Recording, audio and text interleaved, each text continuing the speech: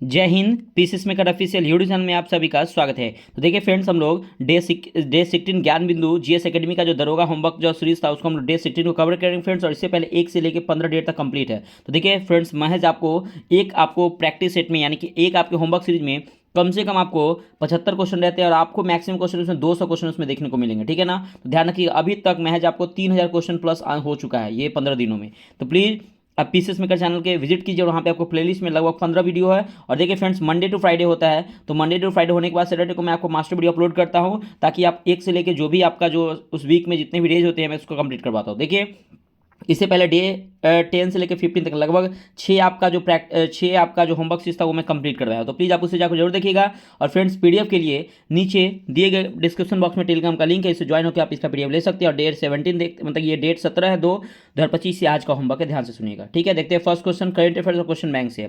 देखिए, हाल ही में भारतीय वैज्ञानिकों ने स्वदेशी तकनीक से बने 3 सुपर कंप्यूटर को नरेंद्र मोदी द्वारा देश के समर्पित किया गया। उनके नाम क्या है? देखिए, नरेंद्र मोदी के द्वारा ना ये 3 सुपर कंप्यूटर को देश को दिया गया था। पहला नाम है परमरुद्ध। परमरुद्ध, इसको लिख लीजिएगा। पहला आपका नाम है परमरुद्ध, दूसरा नाम है आपका अड़का, दूसरा है आपका अड़का, और तीसरा जो आपका नाम है और अरुणिका है। अरुणिका, तीसरा कौन है? तो अरुणिका, तीसरा है अरुणिका, तीसरा कौन है? तो अरुणिका है, ध्यान रखिएगा।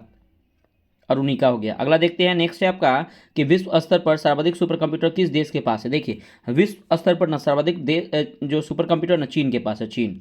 नेक्स्ट है आपका 2 नंबर कि हाल ही में लॉन्च किए गए शक्ति सैट मिशन के संबंध से का सही कथन छाटिए। देखिए, शक्ति सैट मिशन को एयरो स्पेस स्टार्टअप द्वारा लॉन्च किया गया, तो बिल्कुल सही है, इसको एयरो स्पेस स्टार्टअप द्वारा लॉन्च किया गया। इसका उद्देश्य अंतरिक्ष प्रौद्योगिकी पर 100 देशों की लगभग 12,000 बालिकाओं को प्रशिक्षण करना है। तो ये नहीं 100 देशों नहीं बल्कि 108 देश, याद रखिए 108 देश। और इसका उद्देश्य इसरो के चंद्रयान 4 के मिशन के तहत उपग्रह प्रक्षेपण करना था, ये भी सही था। राइट आंसर हो जाएगा ऑप्शन 1 और 3, इसमें से क्या आपका सही है? 1 और 3 आपका सही हो जाएगा। अगला क्वेश्चन है मैक। मैक वेधशाला का उद्घाटन भारत के किस राज्य में किया गया? देखिए, मैक वेधशाला का जो उद्घाटन किया गया ना, वो याद रखिए वो लद्दाख में, लद्दाख में किया गया। लद्दाख में क्या हुआ? इसका आयोजन किया गया लद्दाख में, याद रखिएगा। मैक वेधशाला का आयोजन कहाँ किया गया फ्रेंड्स? याद रखिएगा लद्दाख में। लद्दाख में क्या इसका आयोजन किया गया है। अब देखिए, और बात करते हैं कि लद्दाख के वर्तमान गवर्नर जनरल कौन है। देखिए, लद्दाख के अभी वर्तमान जो गवर्नर है ना कौन है? तो याद रखिए VD Mishra. VD VD VD Mishra है, वीडी मिश्रा भी लद्दाख के गवर्नर हैं वर्तमान में। 4 नंबर है कि हाल ही में जारी रिपोर्ट के अनुसार भारत में सभी डिजिटल भुगतानों में यूपीआई लेन देन का कितना प्रतिशत हिस्सा है? तो सभी, अगर भारत के सभी डिजिटल भुगतानों की में UPI unified payment interface, UPI का फुल फॉर्म होता है यूनिफाइड पेमेंट इंटरफेस होता है, ध्यान रखिएगा, लगभग 80% हिस्सा है, याद रखिएगा। अगला क्वेश्चन है क्या कि भारत का पहला पोस्ट पेमेंट बैंक कौन सा है? तो याद रखिए Airtel. Airtel post payment bank, Airtel post payment bank है, याद रखिए। पहला पोस्ट पेमेंट करना है तो एयरटेल पोस्ट पेमेंट बैंक है। नेक्स्ट है 5 नंबर की दुनिया का पहला 6G डिवाइस किस देश ने लॉन्च किया है? देखिए, पहला 6G डिवाइस जो लॉन्च किया ना जापान ने किया है पहला 6G डिवाइस। और जीमेक्स अभ्यास किन 2 देशों के बीच में आयद किया था? देखिए, जीमेक्स जो होता है ना भारत, याद रखिएगा भारत और जापान के बीच में, भारत और जापान के बीच में जीमेक्स आयोजन किया जाता है। नेक्स्ट है 6 नंबर की वर्ष 2024 में भारत के परमाणु परीक्षण के 50 वर्ष पूरे हुए।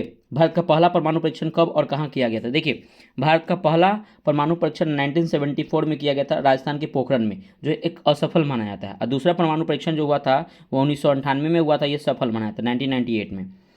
भारत का दूसरा परमाणु परीक्षण वही बता 1998 में किया गया था, 1998 में। अगला क्वेश्चन है आपका 7 नंबर की भारत के पहले एआई शिक्षक, एआई मतलब आर्टिफिशियल इंटेलिजेंस शिक्षण आईडीज का अनावरण किस राज्य में किया गया? तो ये केरल में किया गया, केरल में इसका अनावरण किया गया। कहाँ? तो केरल में।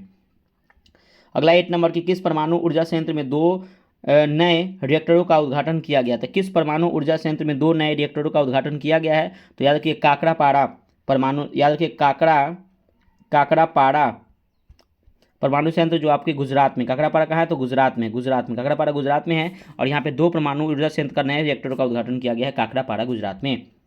9 नंबर के हाल ही में प्रोबा 3 मिशन को किस अंतरिक्ष अनुसंधान द्वारा प्रक्षेपित किया गया है? तो प्रोबा जो आपका 3 मिशन है, ध्यान रखिएगा प्रोबा 3, इसको सतीश धवन अंतरिक्ष केंद्र श्रीहरिकोटा आंध्र प्रदेश से, सतीश धवन लिख लीजिएगा, सतीश धवन अंतरिक्ष केंद्र, सतीश धवन अंतरिक्ष केंद्र आंध्र प्रदेश श्रीहरिकोटा से इसको लॉन्च किया गया है। 10 नंबर की भारत का पहला मानवयुक्त आंदोलन मिशन कौन था? देखिए, भारत का पहला मानवयुक्त आंदोलन फ्रेंड्स अंतरिक्ष लिख लीजिएगा, अंतरिक्ष अंतरिक्ष याद रखिएगा। भारत का पहला मानवयुक्त अंतरिक्ष मिशन कौन है? तो याद है गगनयान मिशन। गगनयान मिशन है, गगनयान मिशन है, ध्यान गगनयान है। अगला क्वेश्चन है आपका 11 नंबर की, पंचायती राज के 5 वर्ष के निश्चित कार्यकाल की अनुमति किस समिति द्वारा की गई थी? देखिए पंचायती राज के 5 वर्ष के निश्चित कार्यकाल की अनुमति जो हुई थी ना, वो जो हुई थी आपके, वो किस समिति द्वारा हुई थी? तो जेवी का राव समिति, याद रखिए जेवी का राव समिति, जेवी के राव समिति, याद रखिए इसके तहत की गई थी पंचायती राज को 5 वर्ष को निश्चित कार्यकाल की अनुमति, जेवी का राव के समिति के सिफारिश पर। अगला 12 नंबर की, किस अधिनियम के तहत प्रांतों में दोहरे शासन की व्यवस्था की गई? देखिए अगर हम बात करते हैं ना, प्रांतों में दोहरे शासन की जो स्थापना की गई थी, व्यवस्था की गई थी, वो भारत शासन अधिनियम 1919, याद रखिए भारत शासन अधिनियम 1919 के तहत प्रांतों में द्वैत शासन की स्थापना की गई थी। और याद रखिएगा प्रांतों में द्वैत शासन को समाप्ति कब की गई थी? तो भारत शासन अधिनियम 1935, भारत शासन अधिनियम 1935 के तहत प्रांतों में द्वैत शासन को समाप्ति की गई थी। और याद रखिएगा 1935 में जो प्रांतों में द्वैत शासन समाप्त हुआ था ना, तो केंद्र में भारत शासन अधिनियम 1935 के तहत द्वैत शासन को लगाया गया था केंद्र में, ध्यान रखिएगा। ठीक है, प्रांत और केंद्र अलग है, ध्यान रखिएगा। 13 नंबर क्वेश्चन है कि भारत का नियंत्रक और महालेखा परीक्षक संबंधी प्रावधान संसद के किस भाग में अवस्थित है? देखिए ये जो भारत के संसद नियंत्रक और महालेखा परीक्षा संबंधित प्रावधान जो है ना, वो संसद नहीं संविधान हो जाए। संविधान के किस भाग में? संविधान, ठीक है संविधान लिख लीजिएगा। संविधान के किस भाग में है? तो याद संविधान के भाग 5 में वर्णित है। अगला क्वेश्चन है आपका 14 नंबर कि किस अनुच्छेद के तहत महान्यायवादी को संसद के किसी भी सदन में बोलने अथवा कार्यवाही में भाग लेने का अधिकार होगा? देखिए अगर हम बात करते हैं ना कि महान्यायवादी जो होते हैं ना, वो लोकसभा राज्यसभा किसी का सदस्य नहीं होते, लेकिन वो संसद में बोलने अथवा कार्यवाही में भाग लेते हैं, लेकिन वोट देने का इनको अधिकार नहीं होता है। किस अनुच्छेद में है? तो अनुच्छेद 88 में कहा गया है, अनुच्छेद 88 में कहा गया है कि महान्यायवादी को संसद के किसी भी सदन में बोलने अथवा कार्यवाही में भाग लेने का अधिकार है, लेकिन वोट देने का अधिकार नहीं है, ध्यान रखिएगा यही इंपॉर्टेंट, वोट देने का इनको अधिकार नहीं है। 15 नंबर की, चोल साम्राज्य का सर्वाधिक विस्तार किस चोल शासक के शासनकाल में हुआ था? तो याद रखिए राजेंद्र प्रथम या राजेंद्र चोल के शासनकाल में चोल साम्राज्य का सर्वाधिक विस्तार हुआ था। 16 नंबर की, अशोक के अभिलेख पढ़ने की सबसे पहली सफलता किसे प्राप्त? देखिए अशोक के अभिलेख ना सबसे पहले पढ़े थे जेम्स प्रिंसेप, याद रखिएगा जेम्स प्रिंसेप जो है 1837 में, डेट 1837 में क्या होता है 1837 में सबसे पहले ये जो अशोक जो है वो अशोक के शिलालेख को जेम्स प्रिंसेप में पढ़े थे 1837 में। इसे ब्राह्मी लिपि, याद रखिएगा ब्राह्मी लिपि में, ठीक है ना, ब्राह्मी लिपि में अशोक के अभिलेख को सबसे पहले किसने पढ़ा था? जेम्स प्रिंसेप ने 1837 में। और याद रखिएगा ब्राह्मी लिपि जो है ना बाएं से दाएं लिखा जाता है, खरौष्ठी लिपि दाएं से बाएं, ब्राह्मी से ब से ब्राह्मी और ब से बाएं होता है, तो ऐसे भी याद रख सकते हैं ब्राह्मी लिपि बाएं से दाएं लिखा जाता है और खरौष्ठी लिपि जो लिखा जाता है वो दाएं से बाएं लिखा जाता है। ये क्वेश्चन आया था एग्जाम में, ठीक है फ्रेंड। चलिए अगला क्वेश्चन देखते हैं 17 नंबर। देखिए इसमें मैच करना, देखिए अगर हम बात करते हैं क्या कि अगस्त प्रस्ताव को पता है कि अगस्त प्रस्ताव कब आया था? तो यह था 8 अगस्त 1940 को अगस्त प्रस्ताव हुआ था। व्यक्तिगत सत्याग्रह हुआ था 17 अक्टूबर 1940 को। क्रिप्स मिशन भारत में आया था मार्च 1942 में। भारत छोड़ो आंदोलन था 8 अगस्त 1942 को, तो ये ध्यान रखिएगा, ठीक है। चलिए अगला देखते हैं 18 नंबर की, आधुनिक इतिहास के किस आंदोलन को दिल्ली चलो का आंदोलन भी कहा जाता है? तो याद रखिएगा कि आधुनिक इतिहास के एक सत्याग्रह जिसका नाम है व्यक्तिगत सत्याग्रह, ध्यान रखिएगा फ्रेंड्स, व्यक्तिगत सत्याग्रह अब जो हुआ था वो 17 अक्टूबर 1940 को हुआ था, ध्यान रखिए। व्यक्तिगत सत्याग्रह कब हुआ था? 17 अक्टूबर 1940 को व्यक्तिगत सत्याग्रह हुआ था। ये कहाँ से हुआ था? तो महाराष्ट्र के पवनार से हुआ था, ध्यान रखिएगा। दिल्ली चलो का आंदोलन व्यक्तिगत सत्याग्रह के तहत हुआ था और ये महाराष्ट्र के पवनार से हुआ था, ध्यान रखिएगा। अगला 19 नंबर की, भारत छोड़ो के दौरान गांधी ने आगा खां पैलेस में कितने दिनों की भूख हड़ताल की घोषणा की थी? देखिए भारत छोड़ो आंदोलन के समय ना गांधी जी को गिरफ्तार करके यहाँ पे ले गया था और ले जाने के बाद ना 21 दिनों का क्या होता कि भूख हड़ताल, 21 दिनों, याद रखिएगा 21 दिनों का भूख हड़ताल किया गया था। 20 नंबर की, मिशन दिव्यशास्त्र का संबंध किस मिसाइल रक्षा प्रणाली से है? तो याद रखिएगा कि मिशन दिव्यशास्त्र का जो संबंध है वह किस मिसाइल रक्षा प्रणाली से है? तो अग्नि 5 मिसाइल रक्षा प्रणाली, अग्नि 5 मिसाइल रक्षा प्रणाली से संबंधित है।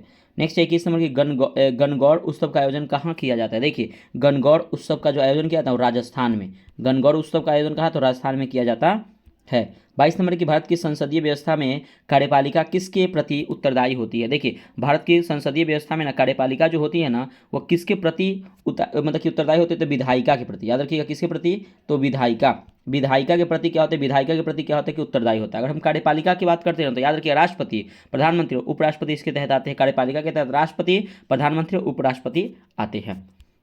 23 नंबर है कि प्रथम प्रतिजैविक पेनिसिलिन की खोज किसके द्वारा की गई थी। देखिए प्रथम प्रतिजैविक पेनिसिलिन की खोज जो की गई थी ना, याद रखिए अलेक्जेंडर फ्लेमिंग, याद रखिएगा अलेक्जेंडर अलेक्जेंडर फ्लेमिंग के द्वारा, अलेक्जेंडर फ्लेमिंग के द्वारा, अलेक्जेंडर फ्लेमिंग के द्वारा क्या हुआ था कि पेनिसिलिन मतलब प्रथम प्रतिजैविक पेनिसिलिन की खोज की गई थी।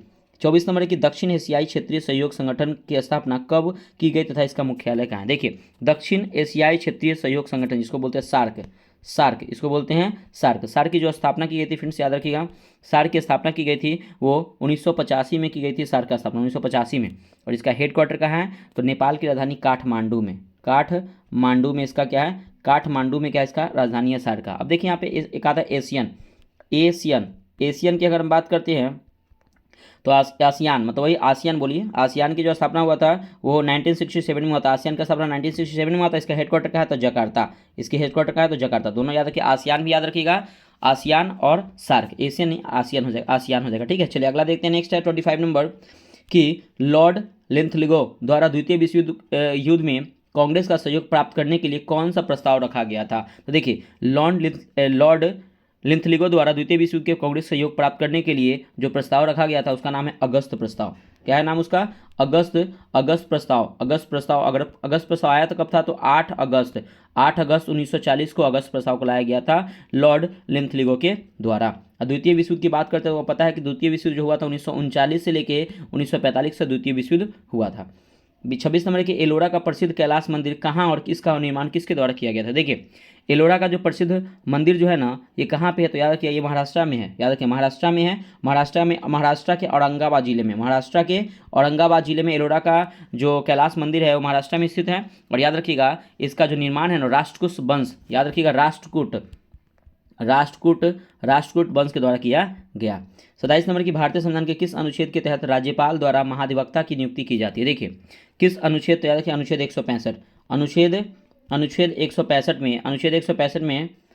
165 में कहा गया है, अनुच्छेद 165 में कहा गया है कि भारतीय संविधान के अनुच्छेद 165 के तहत राज्यपाल द्वारा महाधिवक्ता की नियुक्ति की जाती है। ठीक है ना, और ध्यान रखिएगा महाधिवक्ता कौन होते हैं तो याद रखिएगा महाधिवक्ता जो होते हैं वो राज्य सरकार के सरकारी वकील होते हैं। तो क्वेश्चन आता है कि राज्य सरकार का सरकारी वकील कौन होते हैं तो महाधिवक्ता।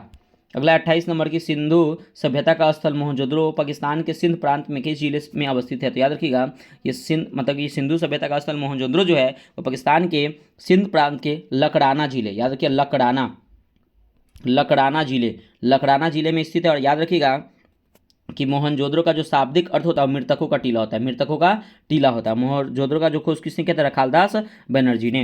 अगला क्वेश्चन देखते हैं कि भारत में आधुनिक पंचायती राज का जनक किसे कहा जाता है। देखिए भारत में ना आधुनिक पंचायती राज का जनक जो है कहा जाता है राजीव गांधी को भारत में पंचायती राज का आधुनिक जनक कहा जाता है। 30 नंबर की भारत में एकमात्र प्रधानमंत्री, देखिए ऐसे तो एकमात्र नहीं कह सकते हैं, बोल सकते हैं भारत के वैसे प्रधानमंत्री, याद रखिए भारत के वैसे प्रधानमंत्री जिनके ऊपर अविश्वास प्रस्ताव पारित किया गया था। देखिए 2 ऐसे प्रधानमंत्री हैं जिनके ऊपर ना अविश्वास प्रस्ताव पेश किया गया था। एक है आपका वीपी सिंह यानी कि विश्वनाथ प्रताप सिंह, याद रखिए वीपी सिंह यानी कि विश्वनाथ प्रताप सिंह, और दूसरा है आपके अटल बिहारी वाजपेयी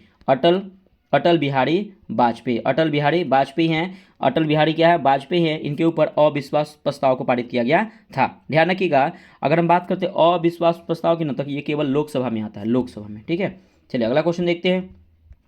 31 नंबर की सिंधु सभ्यता के किस स्थल से R37 नामक कब्र मिले हैं। तो किस स्थल से मिले हैं तो सिंधु सभ्यता के हड़प्पा स्थल से क्या होता है कि R37 नामक कब्रिस्तान स्थल मिले हैं। और याद रखिए हड़प्पा किस नदी किनारे स्थित है तो हड़प्पा जो है आपके रावी नदी के तट पर स्थित है। हड़प्पा सभ्यता की खोज किसने की तो दयाराम साहनी ने। 32 नंबर की हाल ही में भारत का 5वां टाइगर रिजर्व किसे घोषित किया गया। देखिए भारत का 5वां टाइगर रिजर्व जो है वो माधव टाइगर रिजर्व है, माधवगढ़ टाइगर रिजर्व है जो आपके कहाँ है तो मध्य प्रदेश में स्थित है। अगला क्वेश्चन है 33 नंबर के अनुच्छेद 48 के राज्य या देश के पर्यावरण संरक्षण तथा संवर्धन करने का प्रयास करेगा, इसे किस संशोधन द्वारा जोड़ा गया था। याद रखिएगा कि 42वें संविधान संशोधन 1976 में 3 गो जो आपके अनुच्छेद जोड़े गए थे। पहला याद रखिएगा, पहला आपका 48 के ए, पहला आपका जोड़ा गया 48 के, दूसरा जोड़ा गया 39 का क, दूसरा जोड़ा गया आपका 39 का क, और तीसरा जोड़ा गया 43 का क, 43 का क्लाउज क जिसमें जोड़ा गया, ध्यान रखिएगा। तो यहाँ पे अगर बात करते हैं तो 42वें संविधान संशोधन 1976 में, 1976 में 48 का क्लाउज ए, 39 का क्लाउज क और 43 का क्लाउज क जोड़ा गया। वही क बोलिए या ए बोलिए, ठीक है। अगला है क्वेश्चन की 34 नंबर की, सर्वोच्च न्यायालय के न्यायाधीशों की नियुक्ति कौन करता है। देखिए सर्वोच्च न्यायालय के न्यायाधीशों की जो नियुक्ति करते हैं ना राष्ट्रपति करते हैं, राष्ट्रपति, याद रखिए कौन करते हैं, तो राष्ट्रपति करते हैं। और अनुच्छेद याद रखिए, अनुच्छेद है अनुच्छेद 124 का क्लाउज 2 में, अनुच्छेद 124 का क्लाउज 2 में कहा गया है कि सर्वोच्च न्यायालय के न्यायाधीशों की नियुक्ति जो करते हैं वो राष्ट्रपति करते हैं, अनुच्छेद 124 क्लाउज 2 में कहा गया है। अगला देखिएगा, नेक्स्ट क्वेश्चन है आपका कि राज्य निर्वाचन आयोग का उल्लेख संविधान के किस अनुच्छेद में। देखिए राज्य निर्वाचन आयोग का उल्लेख है ना संविधान के किस अनुच्छेद में है, तो याद रखिए अनुच्छेद आपका 244 का के, अनुच्छेद याद रखिएगा 244 का क्लाउज के में है, 244 का क्लाउज के में है यह कहा गया है, ठीक है ना। और याद रखिएगा कि भारत का निर्वाचन जो आयोग जो है किस अनुच्छेद में, तो अनुच्छेद 324। भारत का निर्वाचन आयोग किस अनुच्छेद में है, तो अनुच्छेद 324 में। भारत का निर्वाचन आयोग अनुच्छेद 324 में, राज्य का निर्वाचन आयोग अनुच्छेद 244 के में। और याद रखिएगा राज्य निर्वाचन में क्या होता है कि पंचायती राज का चुनाव करवाता है राज्य निर्वाचन आयोग, ध्यान रखिएगा। पंचायती राज का चुनाव कौन कराता है, तो राज्य निर्वाचन आयोग करवाता है। अब देखिए फ्रेंड्स यहाँ पे हिस्ट्री, ज्योग्राफी, पॉलिटी और स्ट्रैटेजी से क्वेश्चन है, तो इसे भी ध्यान से देखिएगा, बहुत इंपॉर्टेंट क्वेश्चन है। और देखिए फ्रेंड ये आज का जो डे नंबर 16 है ना, यहाँ से आपको ना 100% क्वेश्चन एकदम बढ़ेंगे। ये वीवीआई प्रैक्टिस है, वीवीआई आप 1 2 3 बार जितना बार देखिए बहुत इंपॉर्टेंट है और यहाँ से बहुत सारे क्वेश्चन बनते हैं एग्जाम में। तो ये आपका जो आज का होमवर्क का जो डे है ना बहुत इंपॉर्टेंट है, तो इसको ध्यान से सुनिएगा और जो भी क्वेश्चन रहेगा उसको राइट डाउन जरूर कर लीजिएगा, ठीक है। चलिए देखते हैं 36 नंबर कि किस हिंदू पत्रकारिता का राजकुमार माना जाता है। देखिए किसे हिंदू पत्रकारिता का राजकुमार माना जाता है, तो किसे माना जाता है वो ध्यान से सुनिएगा। तो इस जो कहते हैं हम लोग राजा राम मोहन राय को, राजा राम मोहन राय को जो याद रखिए आधुनिक भारत का जनक इन्हीं कहा जाता है। और आर्य ब्रह्म समाज की स्थापना राजा राम मोहन राय ने किया था। अब देखिए 37 नंबर की, कलकत्ता इस निम्न कथनों पर विचार करें। कलकत्ता मदरसा की स्थापना वारेन हेस्टिंग्स ने अंग्रेजी भाषा के अध्ययन हेतु किया था। देखिए फ्रेंड से गलत है। देखिए कलकत्ता मदरसा की स्थापना वारेन हेस्टिंग्स ने तो किया था लेकिन अंग्रेजी भाषा के लिए नहीं किया था, मुसलमानों की शिक्षा के अध्ययन हेतु किया था, मुसलमानों की शिक्षा के अध्ययन हेतु किया था, पहला गलत हो गया। उसका जगन्नाथ डंकन द्वारा बनारस में संस्कृत कॉलेज की स्थापना का उद्देश्य हिंदू विधि एवं दर्शन का अध्ययन करना था, तो ये सही है। केवल आपका 2 जो है ना ये आपका सही है, केवल 2 आपका क्या है सही है। अगला क्वेश्चन है 38 नंबर के, हंटर आयोग निम्न से किससे संबंधित था। देखिए अगर हम हंटर आयोग की बात करते हैं ना, देखिए हंटर आयोग ना प्राथमिक शिक्षा और माध्यमिक शिक्षा ये दोनों से संबंधित था, तो 1 और 2 आपका आंसर हो जाएगा, प्राथमिक और माध्यमिक शिक्षा। 39 नंबर है कि भारतीय विश्वविद्यालय अधिनियम 1904 के अनुसार विश्वविद्यालयों के उत्थान के लिए कितनी राशि प्रतिवर्ष की दर से स्वीकृति की गई है, तो याद रखिए 5 लाख प्रतिवर्ष स्वीकृति की गई है भारतीय विश्वविद्यालय अधिनियम 1904 के अनुसार। 40 नंबर की, वर्नाकुलर प्रेस एक्ट किसने रद्द किया था। देखिए वर्नाकुलर प्रेस एक्ट लाया कितने था, तो लॉर्ड लिटन ने, इसको लिख लीजिएगा, लाया था लॉर्ड लिटन ने, लाया था लॉर्ड लिटन ने, ठीक है ना। और इसको वर्नाकुलर प्रेस एक्ट को रद्द कब किसने किया था, तो लॉर्ड रिपन ने। रिपन ने क्या हुआ था कि लॉर्ड रिपन ने वर्नाकुलर प्रेस एक्ट और आर्म्स एक्ट ये दोनों को लाया था लॉर्ड लिटन ने। वर्नाकुलर प्रेस एक्ट और मतलब कि अगर आर्म्स एक्ट दोनों को रद्द किसने किया था, तो रिपन ने किया था, ठीक है, ये ध्यान रखिएगा। अगला क्वेश्चन देखते हैं। अब देखिए सूची 1 को सूची 2 से सम्मिलित कीजिए और सही उत्तर का चयन करिए। देखिए यहाँ पे पुस्तक है और लेखक है, अब किस पुस्तक के लेखक कौन है उसके बारे में हम लोग यहाँ पे देखना है। तो देखिएगा फ्रेंड्स अगर हम बात करते हैं यहाँ पे सबसे पहला पुस्तक है आपका कि the story of my deportation. देखिएगा ध्यान से, the story of my deportation ये किए थे लाला लाजपत राय, लाला लाजपत राय हो जाएंगे। अगर हम बात करते हैं क्या गीता रहस्य, आपको पता है कि गीता रहस्य की पुस्तक के लेखक कौन है, तो बाल Gangadhar Tilak. A nation in making, अगर हम बात करते हैं ए नेशन इन मेकिंग की, तो एस एन बनर्जी, सुरेंद्रनाथ बनर्जी। और इंडिया विंस फ्रीडम, तो मौलाना अबुल कलाम आजाद। इसको अच्छे से आप मैच कर लीजिएगा, ठीक है, मैं आपको बता दिया हूँ। अगला क्वेश्चन है 42 नंबर कि गीतांजलि का अंग्रेजी संस्करण प्रकाशित हुआ था। देखिए गीतांजलि को जो अंग्रेजी संस्करण है 1912 में प्रकाशित हुआ था, 1912 में। और याद रखिएगा गीतांजलि पुस्तक के लेखक है रविन्द्रनाथ टैगोर, ठीक है ना, रविंद्रनाथ टैगोर है गीतांजलि पुस्तक के लेखक है। और इन्हीं के लिए रविन्द्रनाथ टैगोर को नोबेल पुरस्कार दिया गया था, ठीक है ना। एशिया में सबसे पहले यही जो रविन्द्रनाथ टैगोर है उनको सबसे पहले नोबेल पुरस्कार दिया गया था। तो याद रखिएगा कि गीतांजलि के पुस्तक के लेखक उन्हें रविन्द्रनाथ टैगोर, इन्हें क्या हुआ था कि नोबेल पुरस्कार दिया गया था, ठीक है। चलिए अगला क्वेश्चन देखते हैं 43 नंबर कि कारागारों में से किस एक में पंडित जवाहरलाल नेहरू ने अपनी प्रसिद्ध पुस्तक डिस्कवरी ऑफ इंडिया लिखी है। तो सबसे पहले क्वेश्चन यहाँ पे बनेगा डिस्कवरी ऑफ इंडिया के लेखक कौन है, तो पंडित जवाहरलाल नेहरू है। कहाँ से लिखे थे, तो याद रखिएगा अहमदनगर, याद रखिएगा अहमदनगर किला से, अहमदनगर किला से इन्होंने क्या किया था कि जेल में से लिखा था डिस्कवरी ऑफ इंडिया, कौन, पंडित जवाहरलाल नेहरू। 44 नंबर के नीचे दिए गए विकल्पों में से राष्ट्रवादी समाचार पत्रों द हिंदू, केसरी, बंगाली, हिंदुस्तानी, सुधारक के संपादकों के नामों का सही संयोजन लिखिए। अब देखिए यहाँ पे ना ये जो भी आपके समाचार पत्र है ना उसके कौन उन्होंने किसने लिखा था उसके बारे में, तो सबसे पहले हिंदू, तो देखिए हिंदू के सुब्रमण्य अय्यर ने लिखा था, सुब्रमण्यम याद रखिएगा, सुब्रमण्यम अय्यर। हिंदू समाचार पत्र के संपादक कौन थे, याद रखिएगा सुब्रमण्यम अय्यर थे, सुब्रमण्यम अय्यर थे। ठीक है, अगर हम बात करते हैं केसरी का, तो केसरी का कौन है, बाल गंगाधर तिलक। केसरी का कौन है, तो बाल गंगाधर तिलक है। अगला है आपका बंगाली का, तो बंगाली समाचार पत्रों के मतलब कि संपादक कौन थे, तो एस.एन. बनर्जी, सुरेंद्रनाथ बनर्जी, एस.एन. बनर्जी बंगाली के थे। और बात करते हैं हिंदुस्तानी के, तो हिंदुस्तानी के मदन मोहन मालवीय, लिख लीजिएगा हिंदुस्तानी के कौन है, तो मदन मोहन मालवीय। अगर बात करते हैं आगे कि ये सुधारक के कौन है, सुधारक के तो गोपाल गणेश अगंकर, याद रखिए अगरकर, याद रखिएगा। सुधारक के संपादक कौन है, तो गोपाल गणेश अगरकर है, तो ध्यान से सुन लीजिएगा। अगला क्वेश्चन है, निम्नलिखित में से कौन सी पुस्तक तिलक ने लिखी है। देखिए अगर हम बात करते हैं गीता रहस्य जो है वो बाल गंगाधर तिलक के द्वारा लिखा गया। अगर हम बात करते हैं इंडिया इन ट्रांजिशन, ये लिखा गया एम.एन. रॉय के द्वारा लिखा गया है India in transition. Gokhale my political गुरु, तो ये महात्मा गांधी के द्वारा लिखा गया है। Gokhale my political Guru, discovery of India, मैंने अभी आपको बताया पंडित जवाहरलाल नेहरू के द्वारा इसको लिखा गया है। अगला है 46 नंबर की, अमृत बाजार पत्रिका की स्थापना किसने की थी। देखिए अमृत बाजार पत्रिका की स्थापना की थी ना शिशिर कुमार घोष, लिख लीजिएगा शिशिर कुमार घोष ने अमृत बाजार पत्रिका का स्थापना किया था। 47 नंबर की, पृथ्वी पर पीने लायक मीठा जल कितना प्रतिशत है, तो 2.5% है, ध्यान रखिएगा। अगला आपका 48 नंबर की, किस नदी परियोजना से राजस्थान और मध्य प्रदेश में सिंचाई तथा मिट्टी संरक्षण की सुविधाएं मिली है, तो किस परियोजना से, तो याद रखिए चंबल परियोजना, ध्यान से सुनिएगा इसको, चंबल परियोजना से राजस्थान और मध्य प्रदेश में सिंचाई तथा मिट्टी के संरक्षण की सुविधा मिली है। अगला 49 नंबर की, इनमें से राजस्थान की सबसे महत्वपूर्ण परियोजना कौन सी है। देखिए सबसे महत्वपूर्ण राजस्थान की परियोजना है आपका इंदिरा गांधी नहर परियोजना जो है वो राजस्थान की सबसे महत्वपूर्ण परियोजना में से एक है। 50 नंबर देखिए कि निम्नलिखित में से कौन सा सही सुमेलित नहीं है। देखिए घाट प्रवाह ये नहर परियोजना अवस्थित है। घाट प्रवाह नहर परियोजना ये आपका कर्नाटक में स्थित है, बिल्कुल सही है। उकाई नहर परियोजना ये गुजरात में है, उकाई नदी पर, ये भी सही है। नीरा नहर परियोजना ये महाराष्ट्र में सही है, ये भी आपका सही है।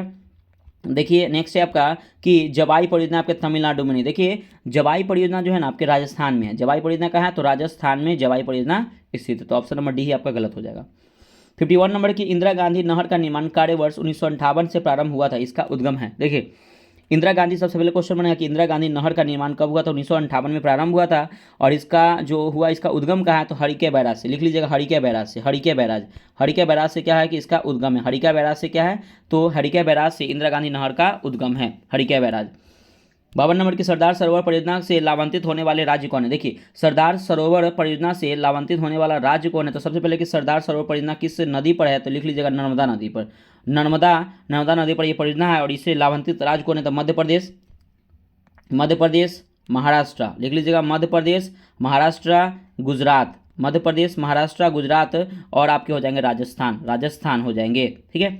अगला 53 नंबर की, कावेरी नदी के जल बंटवारे के विवाद किन राज्यों से संबंधित है। सुनिए कावेरी नदी के जल बंटवारे की बात करते हैं मुख्य तौर पर अगर बात करते हैं कि कावेरी नदी के जल बंटवारे का विवाद जो है ना मुख्य तौर पर कर्नाटक और तमिलनाडु के बीच में, लिख लीजिएगा कर्नाटक और तमिलनाडु के बीच में, कर्नाटक और तमिलनाडु के बीच में। लेकिन अगर पूरे के संदर्भ में बात करें कावेरी नदी के जल बंटवारे का विवाद है, अगर बात करें पूरे के संदर्भ में, तो केरल पुडुचेरी कर्नाटक और तमिलनाडु में है।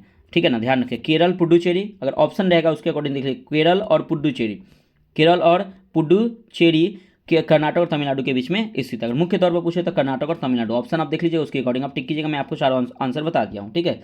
अगला 54 नंबर है कि टिहरी जल विद्युत परियोजना निम्नलिखित में से किन नदियों पर बनाई गई है। देखिए टिहरी अगर हम बात करते हैं कि टिहरी जल विद्युत परियोजना जो बनाई गई है वो भागीरथी, लिख लीजिएगा भागीरथी और भिलंगना, भिलंगना नदी पे बनाया गया है। याद रखिए नदी के संगम पर टिहरी जल विद्युत परियोजना बनाई गई है। भागीरथी और भिलंगना नदी के संगम पर बनाया गया है। अब देखिए एक परियोजना है और कौन सा परियोजना किस अवस्थित है, किस नदी पर अवस्थित है। सबसे पहले अगर भाखड़ा की बात करिए तो भाखड़ा नंगल परियोजना आपके सतलज नदी पे है। हीराकुंड की बात करते हैं तो हीराकुंड परियोजना जो है आपके महानदी पे है उड़ीसा में। और इडुक्की परियोजना की बात करते हैं तो इडुक्की परियोजना आपके पेरियार नदी पे है। और नागार्जुन सागर जो है वो आपके कृष्णा नदी पर अवस्थित है। तो ये ध्यान रखें। एक और फ्रेंड्स याद रखिए टिहरी बांध, टिहरी जो बांध है आपके भागीरथी नदी पर स्थित है। ठीक है, टिहरी बांध कहाँ पे, तो भागीरथी नदी पे स्थित है। अगला क्वेश्चन आपका 56 नंबर कि निम्नलिखित कथनों पर विचार कीजिए और नीचे दिए गए कूट का सही उत्तर का चयन कीजिए। देखिए रिहंद बांध सोन नदी का एक सहायक नदी पर है, तो ये आपका बिल्कुल सही है कि रिहंद बांध सोन नदी की एक सहायक नदी पर है। हीराकुंड बांध महानदी पर है, ये भी आपका सही है। तुंगभद्रा परियोजना आंध्र प्रदेश एवं कर्नाटक का संयुक्त उपक्रम है, तो ये भी आपका सही है कि तुंगभद्रा परियोजना जो है ना वो आंध्र प्रदेश एवं कर्नाटक के संयुक्त उपक्रम है। मैथान, याद रखिएगा कि मैथान बांध दामोदर नदी की एक सहायक नदी के बराकर पर स्थित है, तो ये भी सही था। 1 2 3 4 इनमें से सभी आपके सही हैं। अगला 57 नंबर कि बगलिहार पावर प्रोजेक्ट जिसके विषय में पाकिस्तान द्वारा विश्व बैंक के समक्ष विवाद उठाया गया। भारत द्वारा जिस नदी पर बनाया जा रहा है वह है, तो यार किस नदी पर बनाया जा रहा है बगलिहार पावर प्रोजेक्ट। तो याद रखिएगा ये जो नदी है उसका नाम है चिनाब नदी। याद रखिएगा चिनाब नदी पे, चिनाब नदी पे क्या होता है, चिनाब नदी पे ये जो आपका बगलिहार पावर प्रोजेक्ट बनाया जा रहा है। और याद रखिएगा कि सिंधु की सबसे बड़ी सहायक नदी कौन है, तो चिनाब नदी। क्वेश्चन आता है कि सिंधु की सबसे बड़ी सहायक नदी कौन है, तो चिनाब नदी आपकी सबसे बड़ी सहायक नदी है। निम्न से कौन सुमेलित नहीं है, देखिए माही बजाज सागर परियोजना। देखिए माही बजाज सागर परियोजना जो है आपके गुजरात एवं राजस्थान में स्थित है। चंबल परियोजना जो है आपके कहाँ है, तो देखिए चंबल परियोजना जो है ना वो पंजाब में, ये आपका देखिए चंबल परियोजना जो है आपके देखिएगा चंबल परियोजना जो आपके राजस्थान में है, लेकिन पंजाब एवं हरियाणा नहीं, राजस्थान हो जाएगा और मध्य प्रदेश में। राजस्थान और मध्य प्रदेश में चंबल परियोजना है, तो यही आपका गलत है। देखिएगा ब्यास परियोजना आपके राजस्थान पंजाब एवं हरियाणा है, तो ये आपका सही है। इंदिरा गांधी परियोजना राजस्थान एवं पंजाब, ये भी आपका सही। तो ऑप्शन नंबर बी आपका गलत हो जाएगा कि चंबल परियोजना जो है राजस्थान और मध्य प्रदेश में है, ध्यान रखिएगा। अब देखिए 59 में सूची 1 को सूची 2 से सम्मिलित कीजिए और नीचे दिए गए कूट की सहायता से उसका सही उत्तर का चयन करें। अब देखिए फ्रेंड्स यहाँ पे है, अगर हम बात करते देखिए बहुउद्देशीय परियोजना है और संबंधित नदी है। अगर हम बात करते हैं क्या, देखिए रिहंद परियोजना, तो अगर हम बात करते हैं रिहंद परियोजना जो है ना आपके सोन नदी पे, रिहंद परियोजना किस नदी पे है, सोन नदी पे। रानी लक्ष्मीबाई बांध परियोजना जो कहाँ है, तो देखिए बेतवा नदी पे उत्तर प्रदेश में। रानी लक्ष्मीबाई बांध परियोजना बेतवा नदी पे उत्तर प्रदेश में है। टिहरी बांध परियोजना क्या है, देखिए टिहरी बांध परियोजना भागीरथी नदी पे है उत्तराखंड में। और रामगंगा परियोजना रामगंगा नदी पर है उत्तराखंड में। ठीक है, चलिए अगला क्वेश्चन है 60 नंबर की मूल अधिकारों के संबंध में निम्नलिखित से कौन सा कथन सही नहीं है। देखिए अगर हम बात करते हैं क्या कि मूल अधिकारों का वर्णन संविधान के भाग 3 में ये बिल्कुल सही है। और अनुच्छेद 12 से 36, देखिए फ्रेंड्स 12 से 36 नहीं बल्कि 12 से 35 तक में वर्णन किया गया था, पहला ही गलत हो गया। इस भाग को भारत का मैग्ना कार्टा कहा जाता है, तो ध्यान से सुनिएगा कि इस भाग को भारत का मैग्ना कार्टा कहा जाता है। इनका उद्देश्य है कि देश में व्यक्तियों को कहीं नहीं बल्कि कानून का सरकार बनाना है, तो ये भी आपका गलत है। और यह पूर्णतः नहीं तो राज्य इन पर उचित प्रतिबंध लगा सकता है। पूर्णतः राज्य मतलब राज्य सरकार, मतलब वही राज्य जो देश में जो होते हैं राज्य, उनके बारे में कहा जा रहा है। या पूर्ण नहीं, राज्य इन पर उचित प्रतिबंध लगा सकता है। तो इसमें से राइट आंसर पूछा जाता है 1 और 3 आपका सही उत्तर है।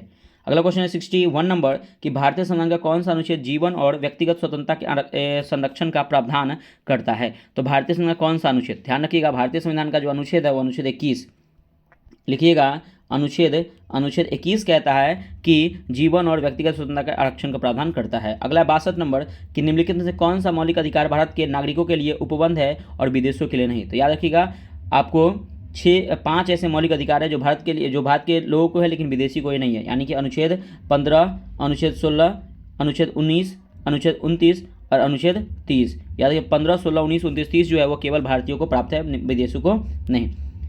63 नंबर है बेगार को निषिद्ध तथा स्त्रियों के क्रय विक्रय पर रोक कौन सा मौलिक अधिकार लगाता है। तो याद रखिएगा अनुच्छेद आपका 23 है।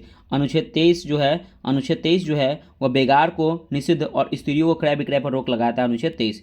64 नंबर है कि भारत के संविधान में मौलिक अधिकार है। देखिए अगर भारत के संविधान में मौलिक अधिकार की बात करते हैं तो सुनिएगा ध्यान से कि भारत के संविधान में मौलिक अधिकार है, तो सुनिएगा मूल अधिकार। देखिए फ्रेंड्स अधिकार नहीं होगा, मूल संविधान होगा, मूल संविधान का हिस्सा था, मूल अधिकार नहीं, मूल संविधान, इसको लिख लीजिए। मूल संविधान का क्या था, मूल संविधान का हिस्सा था। ऑप्शन नंबर में अ में आपका सही हो जाएगा। और याद रखिएगा मूल संविधान अगर बात करें तो भाग 3 और अनुच्छेद 12 से 35, यानी कि मौलिक अधिकार क्या है हमारा, मौलिक अधिकार का किस अनुच्छेद में है, तो अनुच्छेद 12 से 35 और भाग आपके 3 में मौलिक अधिकार को कहा गया है।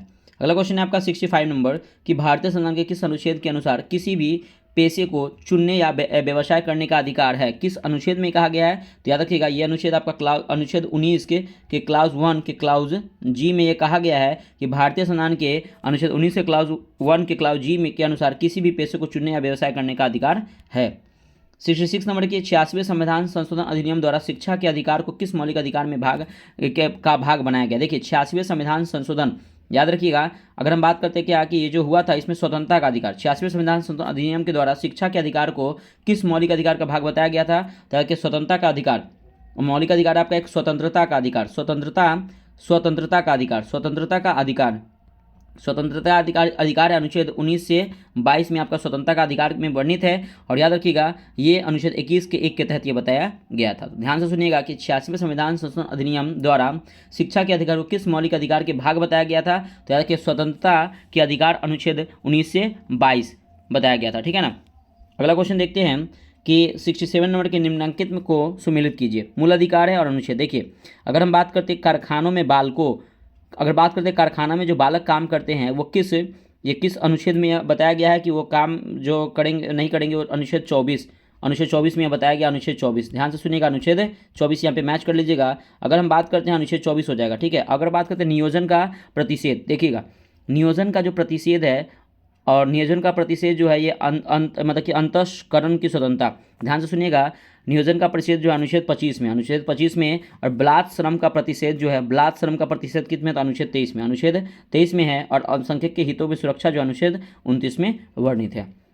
अगला 68 नंबर कि भारतीय संविधान का कौन सा अनुच्छेद राष्ट्रपति को मौलिक अधिकार के स्थगन की शक्ति प्रदान करता है? तो भारतीय में कौन सा अनुच्छेद जो है राष्ट्रपति के मौलिक अधिकारों के स्थगन की शक्ति को प्रदान करता है? तो अनुच्छेद 359। याद रखिए अनुच्छेद 359 जो है वह राष्ट्रपति के मौलिक अधिकारों के स्थगन की शक्ति का प्रदान करता है, अनुच्छेद 359। 69 नंबर क्या कि किस प्रधानमंत्री के कार्यकाल में संपत्ति के अधिकार को भारत के संविधान की मौलिक अधिकारों की सूची में विलोपित किया गया है? तो याद रखिएगा, देखिए अगर हम बात करते हैं क्या कि किस प्रधानमंत्री के कार्यकाल में संपत्ति के अधिकार को, देखिए अगर हम बात करते हैं संपत्ति के अधिकार को तो सुनिएगा ध्यान से कि एक 44वां संविधान संशोधन हुआ था। 44वां संविधान संशोधन 1978 हुआ था। 44वां संविधान संशोधन 1978 में जो हुआ था वो संपत्ति के अधिकार को उसको मौलिक अधिकार से हटाकर अनुच्छेद 300 के क्लाउज क में क्या हुआ था कि एक विधि का अधिकार या कानूनी अधिकार में उसको रख दिया गया था। वर्तमान में मौलिक अधिकार की संख्या कितनी है? 6 है। पहले मूल संविधान में 7 मौलिक अधिकार थे। तो 44वें संविधान संशोधन 1978 में क्या होता कि इसको हटा दिया गया था संपत्ति के अधिकार को। तो क्वेश्चन है कि किस प्रधानमंत्री कार्यकाल में संपत्ति के अधिकार को भारत के संविधान की मौलिक अधिकार की सूची से विलुप्त किया गया था? किस उस समय देश के प्रधानमंत्री कौन थे? तो मोरारजी देसाई। ये बहुत अच्छा क्वेश्चन है, ध्यान से सुनिएगा। मोरारजी देसाई जो देश के प्रधानमंत्री थे वो कब से कब थे? तो 1977 से लेकर 79 तक वो देश के प्रधानमंत्री थे। और इन्हीं के समय क्या हुआ था कि जो संपत्ति के अधिकार था उसको हटा के अनुच्छेद 300 क्लाउज क में रख दिया गया था एक विधि का अधिकार यानी कानून के अधिकार के रूप में, ठीक है। तो याद रखिएगा मोरारजी देसाई। अगला क्वेश्चन है 70 नंबर कि जब एक अवर न्यायालय या अधिकरण के अपनी आधिकारिक के बाहर या नैसर्गिक न्याय के नियमों के प्रतिकूल कार्य करने में जो रीट जारी की जाती है उसे क्या कहते हैं? तो उसे उत्प्रेषण रीट कहते हैं। उत्प्रेषण, याद रखिए उसे क्या कहते हैं? तो उत्प्रेषण रीट कहते हैं। अगला 71 नंबर की भारतीय संविधान के निम्न से किस अनुच्छेद में भारत राज्य क्षेत्र के किसी भी भाग में निवास करने और बस जाने का अधिकार है सुनिश्चित किया गया है? यह किस अनुच्छेद में कहा गया है? तो याद रखिएगा, लिखिएगा अनुच्छेद 1 के क्लाउज ए के क्लाउज ई के क्लाउज एस में यह बताया गया है। तो ध्यान से सुनिएगा कि भारतीय संविधान के निम्न से किस अनुच्छेद? अनुच्छेद 19 के 1 क्लाउज ई के क्लाउज एस में कहा गया है कि भारत राज्य क्षेत्र के किसी भी भाग में निवास करने और बस जाने का अधिकार है भारतीय लोगों को। अगला क्वेश्चन है आपका 72 नंबर की एक बालक जिसकी आयु 9 वर्ष है माचिस के कारखानों में कार्य करने की बाध्य किया जाता है और इस मामले में किस मूल अधिकार का उल्लंघन हुआ है? तो किस मूल अधिकार का उल्लंघन हुआ है? तो ये जो आपका हुआ है ना, ये शोषण के विरुद्ध अधिकार, याद से सुनिएगा, शोषण के विरुद्ध अधिकार जो है आपके अनुच्छेद 23 और 24 में। शोषण के विरुद्ध अधिकार किसमें? तो 23-24 में है। और ये जो 9 वर्ष की आयु को माचिस के कारखानों में कार्य करने की जो बाध्य किया गया अनुच्छेद 24 का उल्लंघन हुआ है। अनुच्छेद 24 का ये क्या उल्लंघन हुआ है? तो ध्यान से सुनिएगा। अगला क्वेश्चन है 73 नंबर कि निम्नलिखित में से कौन सा मौलिक अधिकार नागरिकों को न्याय में जाने की अनुमति देता है यदि उन्हें लगता है कि राज्य द्वारा उनके किसी मौलिक अधिकार का हनन किया गया है? तो ये कहाँ पे जाएंगे? तो अनुच्छेद, याद रखिएगा, ये जो आप जा सकते हैं अनुच्छेद 32 के तहत संवैधानिक उपचारों का अधिकार है, ठीक है। याद रखिएगा कि मान लीजिए अनुच्छेद 32 अनुच्छेद अनुच्छेद 32 के तहत ये क्या है, तो एक संवैधानिक उपचारों का क्या है, तो एक संवैधानिक उपचारों का अधिकार है कि मौलिक अधिकार नागरिकों को न्यायालय में जाने की अनुमति देता है यदि उन्हें लगता है कि राज्य द्वारा उनके किसी मौलिक अधिकार का हनन हुआ है, तो अनुच्छेद 32 में तहत ये संवैधानिक उपचारों का अधिकार है। ठीक है ना, ये ध्यान रखिएगा। अगला क्वेश्चन है 74 नंबर कि संसद संविधान के अध्याय 3 मौलिक अधिकारों में संशोधन नहीं कर सकती है। उच्चतम न्यायालय ने किस मामले में ऐसा निर्णय दिया था, तो याद रखिएगा गोलकनाथ बाद एक मामला था, गोलकनाथ, इसको लिख लीजिएगा,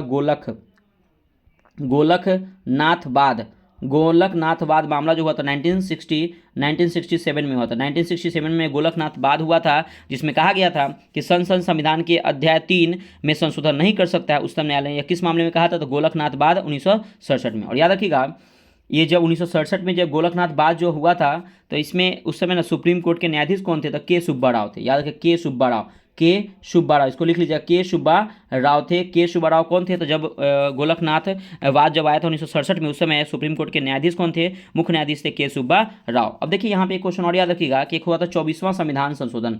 24वां संविधान संशोधन हुआ था 1971 में। कहा गया कि संसद मौलिक अधिकार में संशोधन कर सकती है। तो याद रखिए 24वां संविधान संशोधन 1971 में कहा गया था कि संसद मौलिक अधिकारों में संशोधन कर सकती है। ठीक है। 75 नंबर क्वेश्चन है क्या कि ओलंपिक और पैरालंपिक के शुभंकर के रूप में फ्रीजियन कैप का अनावरण किया गया है। ओलंपिक और पैरालंपिक डैश में आयोजित किए गए थे, देखिए किए जाएंगे, तो देखिए मतलब किए गए हैं। तो देखिए जो ओलंपिक और पैरालंपिक जो किए गए थे ना, इसका आयोजन 2024 में हुआ था। 2024 में हुआ था, पेरिस फ्रांस में हुआ था। पेरिस फ्रांस में इसका आयोजन किया गया था। अब देखिए 2028 में कहा होगा, तो अमेरिका के लॉस एंजल्स में। 2028 में कहा होगा, तो 2028 में क्या होगा, अमेरिका के लॉस एंजल्स में। मतलब कि लॉस एंजल्स में क्या होगा, इसका आयोजन किया, लॉस एंजल में इसका आयोजन किया जाएगा। और ध्यान रखिएगा मैंने पेरिस ओलंपिक और पेरिस पैरालंपिक का वीडियो बना दिया, तो प्लीज़ अगर आप नहीं देखे होंगे फ्रेंड्स, जाकर वहाँ से देखिएगा, बहुत इंपॉर्टेंट है वो। ठीक है। और देखिए एक और याद रखिएगा कि पहला जो ओलंपिक जो हुआ था वो 1896 में हुआ था। ओलंपिक का जो हुआ था वो कहाँ हुआ था, यूनान के एथेंस में। यूनान के कहाँ होता है, यूनान के एथेंस में क्या होता है, पहला आयोजन हुआ था ओलंपिक का 1896 में। ठीक है फ्रेंड्स, तो देखिए ये यहाँ पे वीडियो कंप्लीट होता है। तो मैं आपको अंत में होमवर्क बताता हूँ, तो प्लीज़ आप उसे जरूर देखिएगा। तो देखिए फ्रेंड्स, आज का हमारा डे 16 है, होमवर्क 18/2 यानी कल का मंगलवार का होमवर्क है। सबसे पहले क्वेश्चन बैंक जो आपका न्यू एडिशन है, ध्यान से सुनिएगा। क्वेश्चन बैंक जो न्यू एडिशन है उसका पेज नंबर 201 से 210 तक पढ़ना है। उसके करंट अफेयर्स में परीक्षा मंथन्स का पेज नंबर 86 से 90 तक मैं आपको डेली मॉर्निंग में अपलोड करता हूँ, तो इसे आप जरूर देखिएगा। और फिजिक्स में आपको रोटेशन और मोशन पढ़ना है, गति के बारे में पढ़ना है, तो इसको घूर्णन गति के बारे में से पढ़ना है, तो इसको देख लीजिएगा। केमिस्ट्री की बात करें तो नाभिकीय रसायन के बारे में पढ़ना है। और बायोलॉजी की बात करें तो पौधे और मानव में पोषण पढ़ना है। और इकोनॉमिक्स की बात करें तो क्वेश्चन बैंक का पेज नंबर 246, 247, 248 क्वेश्चन बैंक का पढ़ना है। तो देखिए फ्रेंड्स, प्लीज वीडियो को लाइक, चैनल को सब्सक्राइब जरूर कीजिएगा। और हो सके फ्रेंड्स तो प्लीज आप किसी ग्रुप में इसको वीडियो को शेयर कर सकते हैं। ठीक है फ्रेंड। और सबसे पहले तो जो आपका पीसीएस मेकर का जो आपका 8000 सब्सक्राइबर हुआ कंप्लीट, उसके लिए बहुत बहुत धन्यवाद। क्योंकि देखिए फ्रेंड्स, ये आप लोग के बिना सपोर्ट और प्यार का ये चैनल ग्रोथ नहीं कर सकता। प्लीज फ्रेंड्स चैनल को सब्सक्राइब कीजिएगा, ज्यादा से ज्यादा शेयर जरूर कीजिएगा। ठीक है फ्रेंड्स, तो मिलते हैं नेक्स्ट वीडियो में। बाय बाय, जय हिंद दोस्तों।